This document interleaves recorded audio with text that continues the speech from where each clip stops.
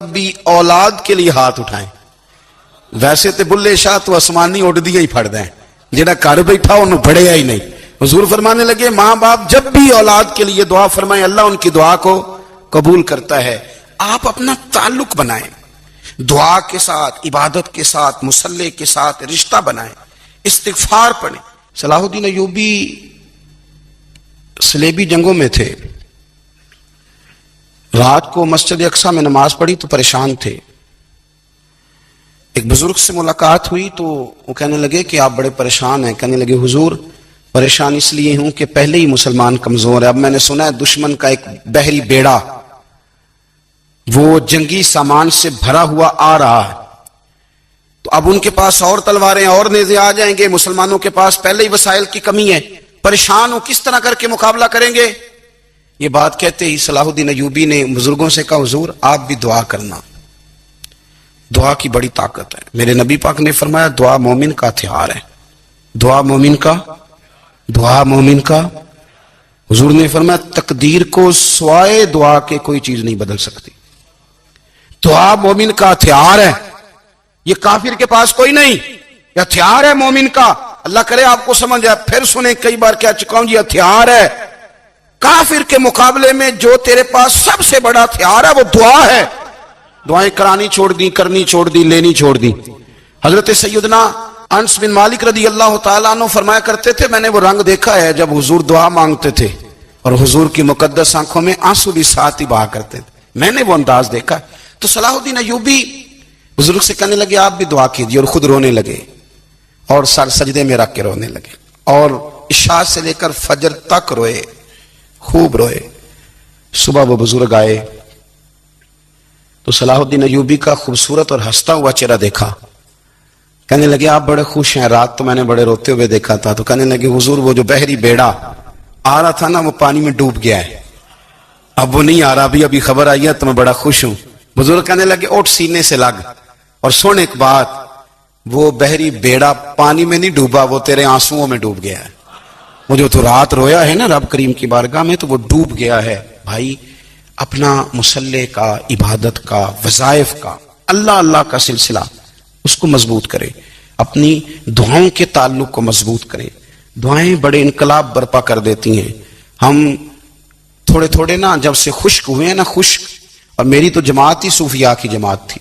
ہم تو داتا علی اجمیری کی جماعت سے, ہم تو خواجہ اجمیری کی جماعت سے, ہم تو شیخ احمد فاروق سرہندی کی جماعت سے, ہم تو صوفیاء کی جماعت. ہمارے ہاں تسبیحات پڑھ لی جاتی ہیں اگر کبھی موقع ملے, لیکن وہ خاص انہماک, وہ خاص شوق, وہ خاص ذوق اللہ تبارک و تعالیٰ کی عبادت کا. ایک ہوتا ہے نماز پڑھنا, ایک ہوتا ہے اہتمام کے ساتھ نماز پڑھنا, یعنی ذرا وقت پہ اٹھنا, ذرا صحیح کر کے وضو کرنا, ذرا شوق سے مصلی بچھانا.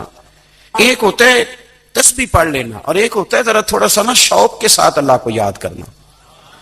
آپ کبھی جو میں نے آیت کریمہ پڑھی اس کی آپ شان نزول دیکھیں.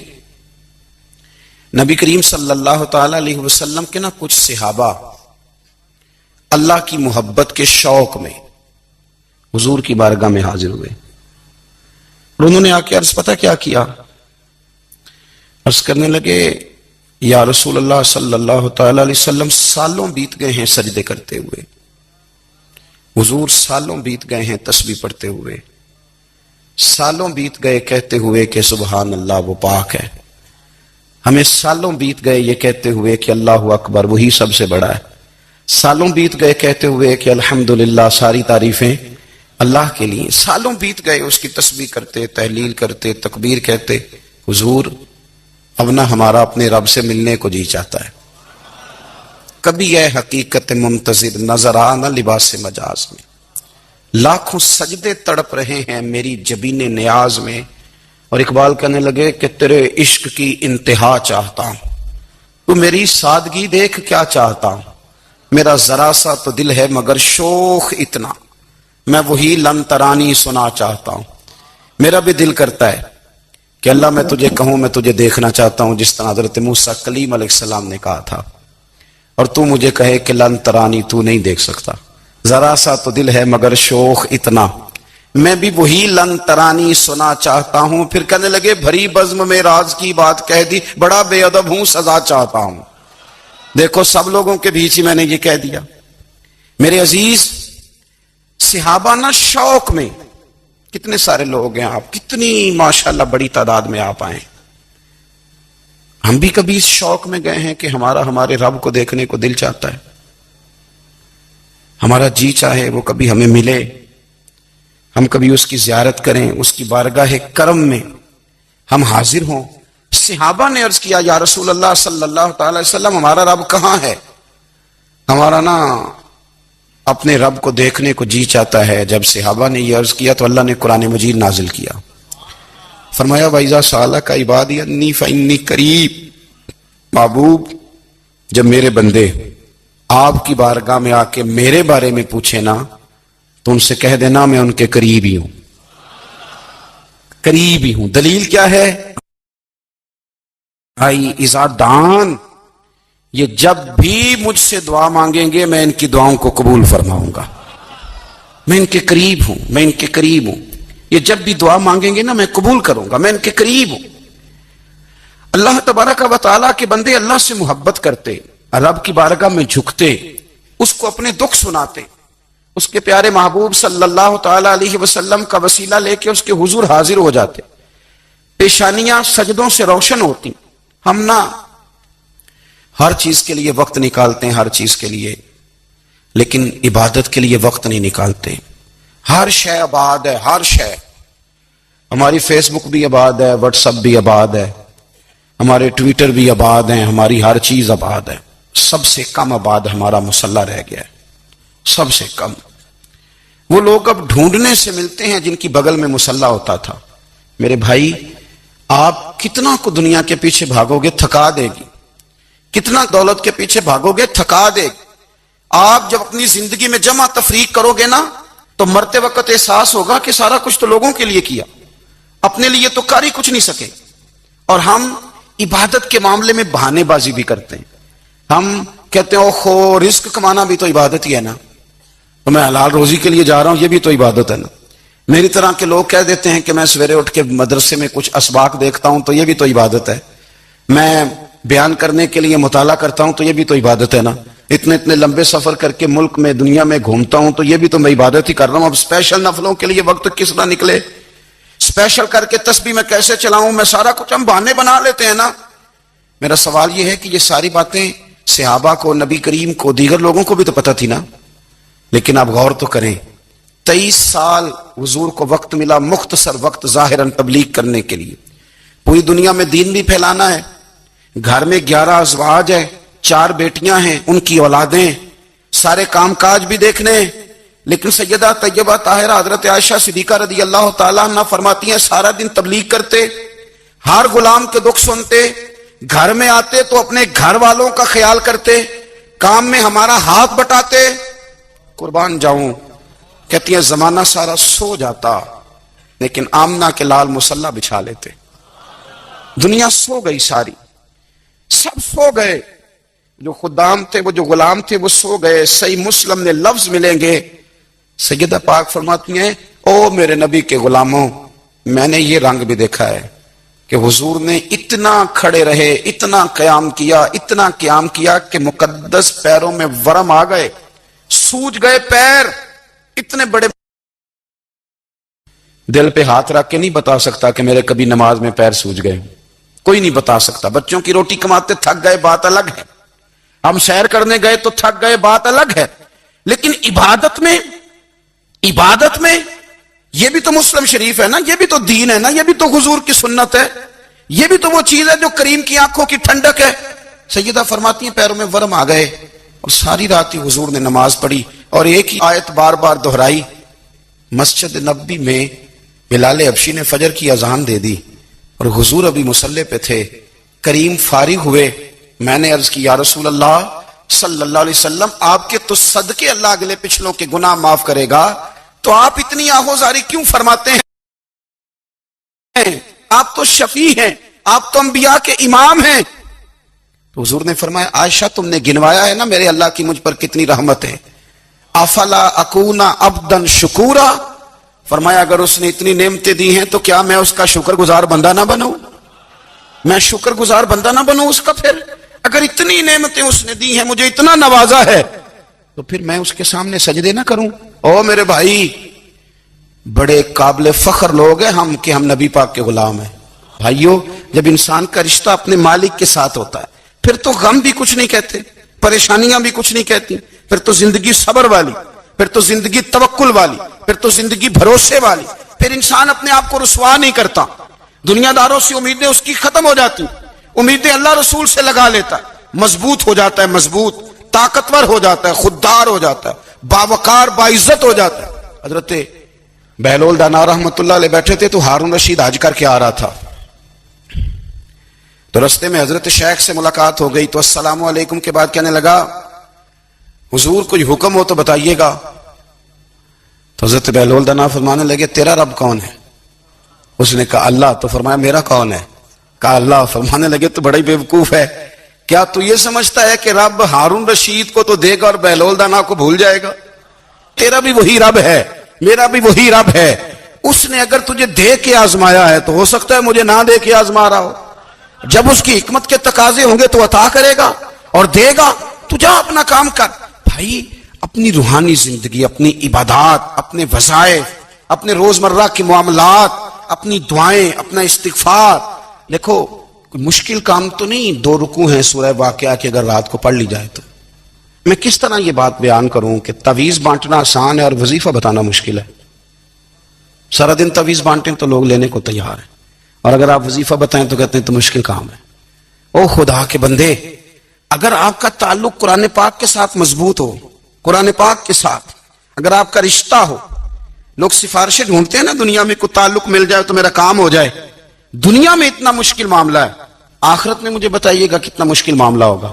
میرے نبی پاک صلی اللہ تعالی علیہ وسلم نے فرمایا جو لوگ سورہ ملک پڑھا کرتے تھے نا، سورہ ملک، یہ سورت ملک قیامت میں ان کی سفارش کرے گی، اور اس طرح کرے گی کہ کہے گی اے اللہ یہاں اس بندے کو جنت میں داخل کر دے یا مجھے قرآن پاک سے علیحدہ کر دے، تو رب فرمائے گا جا اس کا دامن تھام کے اسے جنت تک پہنچایا۔ آپ بات کو سمجھیں، جب آپ کے تعلقات اپنے معاملات کے ساتھ مضبوط ہوں گے، یہ نبی کریم نے وعدہ کیا ہے کہ تو سورت واقعہ پڑھ تیرے گھر میں فاقہ نہیں آئے گا۔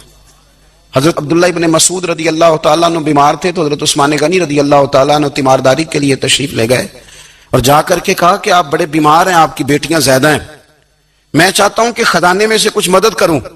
تو سیدنا عبداللہ ابن مسعود رضی اللہ تعالیٰ عنہ اٹھ کے بیٹھ گئے اور کہنے لگے امیر المومنین، اللہ آپ کو میری طرف سے، میری بیٹیوں کی طرف سے بہتر صلہ دے، میری بیٹیوں کو کسی خزانے کی ضرورت نہیں، میں نے انہیں خزانہ دے دیا ہے۔ کہا جناب آپ نے کون سا خزانہ دیا ہے، میں آپ کے مالی معاملات کو جانتا ہوں۔ تو فرمانے لگے امیر المومنین، میرے نبی کریم نے فرمایا ہے جو سورت واقعہ پڑھے اسے کبھی فاقہ نہیں آتا، میں نے بیٹیوں کو یاد کرا دی ہے، یہ خزانہ میں نے انہیں دے دیا ہے۔ وہ سارے والدین سنیں جو بیٹیوں کے لیے پریشان رہتے ہیں، حضرت عبداللہ ابن مسعود نصیحت کر رہے ہیں، فرمانے لگے میں نے سورت واقعہ یاد بھی کرا دی ہے، پڑھنے کی عادت بھی ڈال دی ہے، حضور نے فرمایا ہے جو سورت واقعہ پڑھے اسے فاقہ نہیں آتا۔ کہنے لگے چاند تو اپنی جگہ چھوڑ سکتا ہے، سورج گر سکتا ہے، تارے ٹوٹ سکتے ہیں، پر مدینے والے رسول کی بات غلط نہیں ہو سکتی۔ حضور نے فرمایا فاقہ نہیں آئے گا تو انشاءاللہ کبھی بھی نہیں آئے گا۔ کرنے کا کام یہ ہے کہ ہم اپنے معاملات، اپنی عبادات، اپنی دعائیں، کبھی 10 منٹ عادت ہو جائے نا دعا مانگنے کی علیحدہ سے رات کو۔ بھائیو آپ خیال رکھیں گے، غور کریں گے، حضرت عبداللہ ابن عمر رضی اللہ تعالیٰ عنہ کے بارے میں پوچھا تو سیدہ فرماتی ہیں کہ نبی کریم صلی اللہ تعالیٰ علیہ وسلم نہ زیر لب مسکرائے اور فرمائے حفصہ تیرا بھائی ہے تو اچھا، لیکن میں نے سنا ہے کہ عشاء کی نماز پڑھتا ہے تو فجر تک سویا ہی رہتا ہے۔ او نوجوانوں، 10 بجے تک سونے کی بات نہیں ہوئی، 9 بجے تک سونے کی بات نہیں ہوئی، 11 بجے اٹھنے کی بات نہیں۔ حضور فرمانے لگے میں نے سنا ہے کہ عشاء کی نماز پڑھ کے سو جاتا ہے اور فجر تک سویا ہی رہتا ہے، اسے چاہیے کہ تہجد کے وقت اٹھا کرے، اللہ کی بارگاہ میں حاضر ہوا کرے، آہوزاری کرے، سجدے کرے، عبادت کرے، اٹھتا ہے اور فجر میں جا کے اٹھتا ہے۔ حضرت جناب حفصہ رضی اللہ تعالیٰ عنہ کہتی ہے میں نے جناب عبداللہ ابن عمر کو پیغام دیا اور میں نے کہا میرے جوان بھائی سن، نبی پاک نے فرمایا ہے تو اچھا پر تہجد میں نہیں اٹھتا، نفل نہیں پڑھتا۔ او میری ملت کے جوانوں، مزہ نہیں آ جاتا جب ساری دنیا سوئی ہو، ساری دنیا، اور بستر بھی گرم ہو اور نیند بھی پورا غلبہ کر رہی ہو، اور اچانک گھنٹی بجے دماغ میں، آنکھ کھلے، گھڑی پہ نظر پڑے، 3:30 4 بجے کا پیغام گھڑی بتائے، اور کوئی چڑھتی جوانی والا اٹھ کے وضو کرے، اور جب وہ مصلی کھول کے بچھائے تو مدینے والے محبوب کہتے ہیں کہ ہر نماز پہ رب ثواب دیتا ہے، اور جو اٹھ کے تہجد کی نماز پڑھے اسے دیکھ کے تو رب مسکراتا ہے، جو اس کی شان کے لائق ہے، جو اس کی شان کے لائق، وہ مسکراتا ہے، خوش ہوتا ہے کہ میرا بندہ تہجد میں اٹھ گیا، وہ مسکراتا ہے۔ کاش ہماری صبحیں کبھی اپنے مالک کے نام ہو جائیں، کاش کے صبح۔ حضرت ابو الحسن رحمۃ اللہ تعالی علیہ حضرت معاذ ابن جبل رضی اللہ تعالیٰ عنہ کے پاس بیٹھا کرتے تھے، فرماتے ہیں ان سے جو پیار بڑھا تو پھر میرا مصلی سے بھی بڑھ گیا۔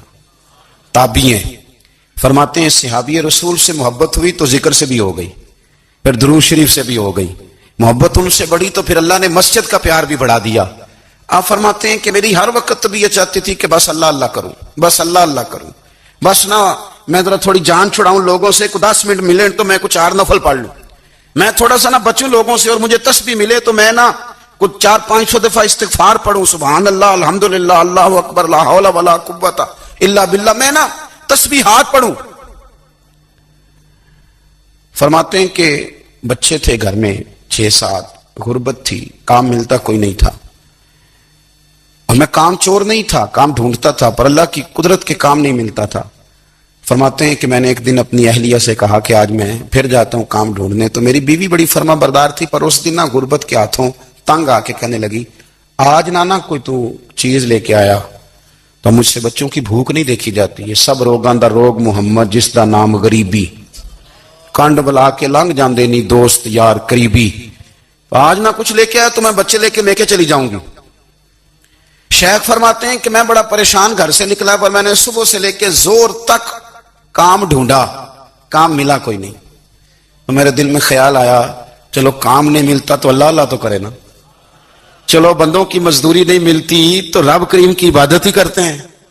فرماتے ہیں کہ میں نے نا فرات کے پانی سے وضو کیا، نہر کے، شدید دھوپ تھی، ساتھ ریت تھی اور ریت تپ رہی تھی، میں نے اپنا رومال وہیں مصلی کے طور پر بچھا لیا، اور فرماتے ہیں کہ زور سے لے کر عصر تک نماز پڑھی، دھوپ بھی پورے زور پہ، پر میرے سجدے کا ذوق بھی پورے زور پہ۔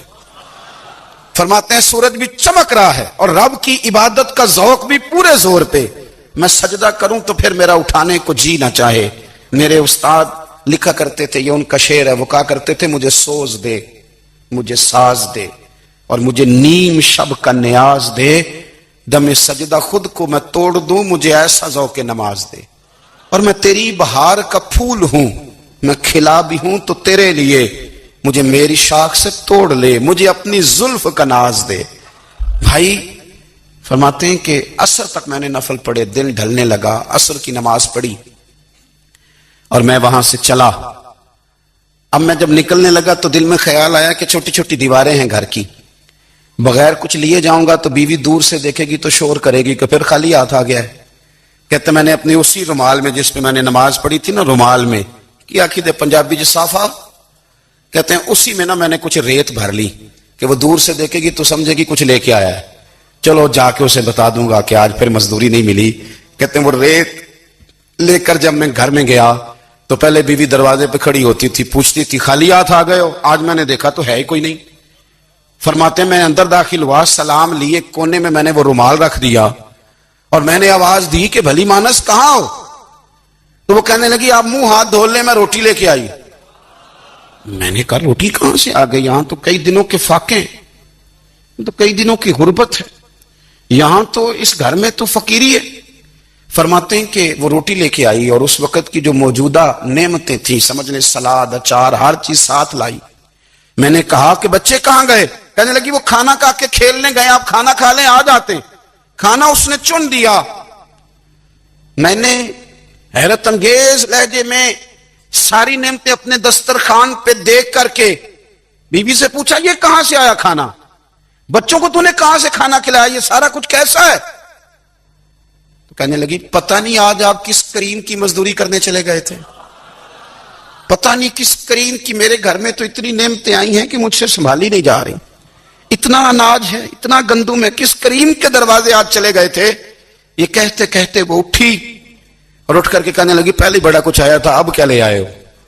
اور جا کر کے نا اس نے وہ ریت والا رومال کھولا، کہنے لگے میں تو لے کے آیا تھا ریت، تو میرے رب نے اسے بھی سونے اور ہیرے بنا دیا تھا۔